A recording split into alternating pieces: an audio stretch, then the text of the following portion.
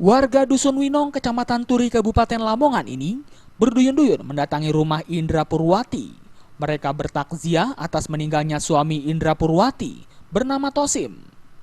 Tosim sendiri merupakan terdakwa pencurian sepeda motor yang kasusnya saat ini dalam proses persidangan di Pengadilan Negeri Lamongan. Selama ini Tosim dititipkan atau ditahan di Lapas Lamongan.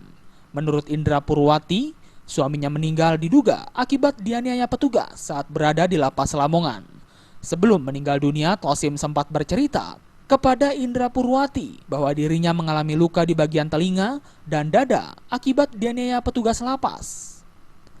Tosim kemudian dilarikan ke Rumah Sakit Dr. Sugiri Lamongan, namun nyawanya tidak tertolong dan mengembuskan nafas terakhir di rumah sakit milik Pemkab Lamongan tersebut. Sakit apa mengeluh, Bu?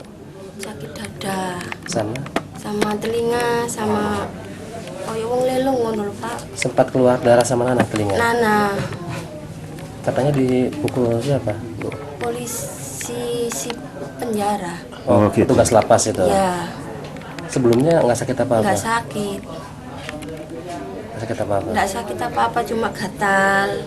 Itu, tapi sudah sembuh. Sementara itu, pihak Lapas Kelas 2B Lamongan membantah korban tewas dianiaya oleh petugas lapas. Korban sudah mulai sakit sejak 3 minggu yang lalu dan sudah dibawa ke rumah sakit. Namun demikian, Kepala Lapas Lamongan Slamet Supartono mempersilahkan pihak keluarga untuk melaporkan ke polisi agar ada proses hukum jika memang ada dugaan penganiayaan. Dalam masalah penganiayaan, kami sementara belum ada laporan. Yang jelas bahwa yang atas nama Tosim tahanan Pengadilan Negeri Lamongan itu sakit karena meninggal sakit. Itu sakit sudah sekitar 3 minggu yang lalu dirawat oleh perawat. Dari dulu ada laporan barangkali akan tindak lanjuti.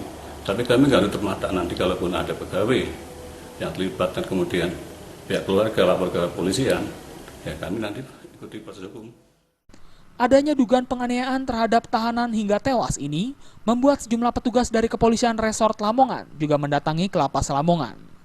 Dari Lamongan, Jawa Timur, Muhammad Basoir melaporkan.